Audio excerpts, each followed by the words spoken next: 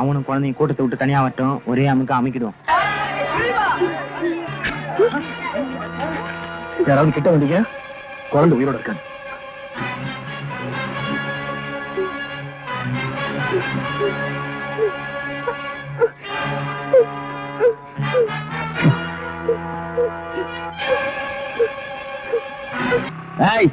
இனிமே உங்களை நம்பி பிரயோஜனம் இல்லை. தன்னை பெத்த தாய் ஒரு பொம்பளை, கூட பிறந்த அக்கா தங்கச்சிங்களும் பொம்பளைங்க அப்படின்னு கூட பார்க்காம 10 பொம்பளைகளின் நடுத்தெருவில் வெட்டி கொன்னா.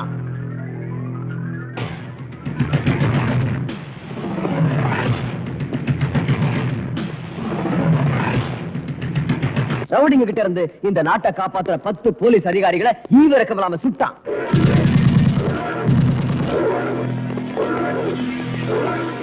தெய்வத்துக்கு சமமான 5 பச்சை குழந்தைகளை கழுத்தை திருகி காலால மிதிச்சு கொன்னா. அப்படிப்பட்ட ராக்கி நாளை அன்னைக்கு தூக்கு மேடைக்கு போகக்கூடாது.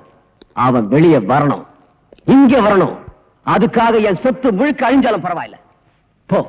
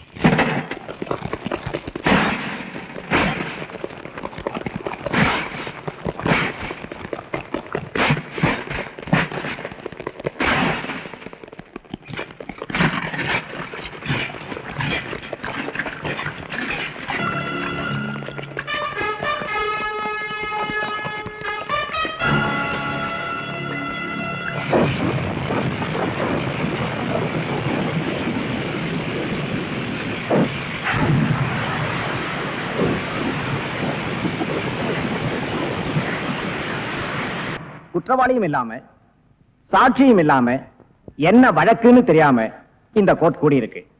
அதுக்கு காரணம் நேற்று ராத்திரி எனக்கு வந்த இந்த தந்தி. நீதிக்கு நீதி தேவை, சட்டத்துக்கு பாதுகாப்பு தேவை, உண்மைக்கு உண்மை தேவை. இந்த 3 உயிரோட இருந்தா இன்னைக்கு நான் இந்த கோர்ட்டுக்கு வருவேன். இதுதான் இந்த தந்தியோட வாசகம். இந்த தந்தியை அனுப்பிச்சவரு இதே கோர்ட்டால் தண்டிக்கப்பட்டு ஜெயிலில் இருந்து தப்பிய குற்றவாளி விஜய். யுவர் ஆனர், இதுவரைக்கும் இந்த நீதிமன்றம் பெரிய பணக்காரங்களுக்காகவும் மந்திரிகளுக்காகவும் நாட்டை ஆளும் பிரதமருக்காகவும் தான் இப்படி அவசரமா கூடியிருக்கு. ஆனா போயும் போய் ஒரு குற்றவாளிக்காக இப்படி கூடியிருக்கிறது தப்பு. சட்டத்தை பொறுத்தவரை எல்லோரும் ஒன்றுதான். குற்றவாளி வராவிட்டால் சட்டம் படித்த நாமெல்லாம் வேலை வெட்டி இல்லாதவர்களாகி விடுவோம். இந்த தந்தியில் உள்ள வாசகத்தை ஆழமாக சிந்தித்து பார்த்தால் குற்றவாளி விஜய் நிச்சயமாக இங்கு வருவார் என்று நான் நம்புவதை நீங்களும் உணர்வீர்கள்.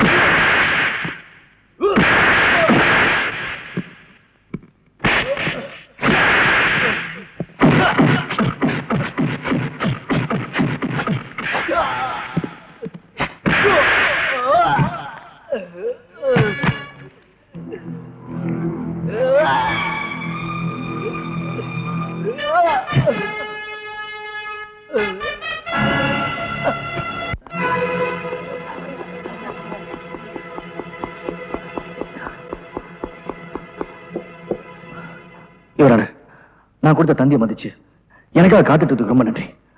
ரத்த வரை பிடிச்ச மிருகங்கள் இருந்து இந்த குழந்தையை காப்பாற்ற வரது நேரம் ஆயிடுச்சு. அதுக்காக நான் மன்னிப்பு கேட்டுக்கிறேன். நீங்க உடனே அரசாங்க ஆஸ்பத்திரிக்கு போய் சிகிச்சை எடுத்துக்கிட்டு அதுக்கு பிறகு என்ன சொல்லணும்னு நினைக்கிறீங்களோ அதை சொல்லலாம். நோ யுவர் ஆனர், நான் என் உயிரை பணயமா வச்சு இந்த குழந்தையை காப்பாத்தது நானும் இவங்களும் நிரபராதை நிரூபிக்கிறதுக்காக இல்ல.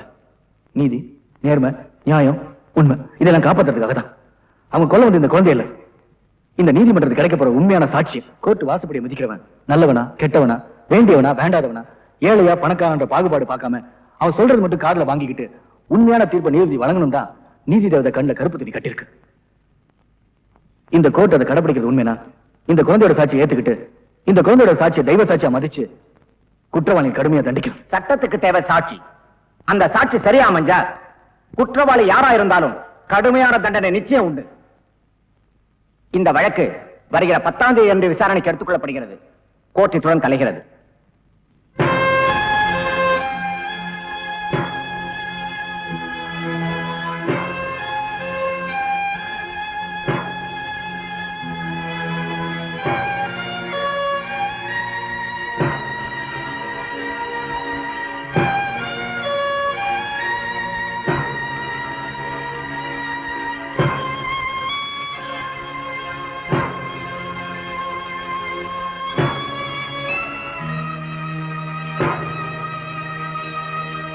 இந்த வழக்கில் அப்ரூவராகி இருக்கும் குற்றவாளி அசோக்கின் கூட்டாளி சக்திவேலின் சாட்சியத்தின்படியும் குழந்தை செந்திலின் வாக்குமூலத்தின்படியும் குற்றவாளி அசோக் பெற்ற தகப்பன் என்று கூட பாராமல் தணிகாசலத்தையும் தன்னை காதலித்தவள் என்று கூட கருணை காட்டாமல் கன்னிப்பெண் பவானியையும் மற்றும் நாட்டுக்காக உழைத்த முன்னாள் ராணுவ அதிகாரி அவர் மனைவி இருவரையும் ஈவு இரக்கமின்றி கொலை செய்திருக்கிறார் என்பது தெள்ளத் தெளிவாக தெரிகிறது. எனவே அசோக்கிற்கு இந்திய குற்றப்பிரிவின்படி 302, 304, 308 ஆகிய செக்ஷன்களின் கீழ் தூக்கு தண்டனை விதித்து தீர்ப்பளிக்கிறேன். யானைக்கும் அடிசருக்கும் என்பதைப் போல நீதித்துறையின் தவறான தீர்ப்பால் தண்டனை அடைந்த விஜய்க்கும் போலீசாரால் சந்தேகப்பட்டு தேடப்பட்ட இந்த பெண் ராதாவிற்கும் இந்த நீதிமன்றம் வருத்தம் தெரிவிக்கிறது. விஜய்க்கு அளித்த ஆயுள் தண்டனையை இந்த கோர்ட் ரத்து செய்து தீர்ப்பளிக்கிறது.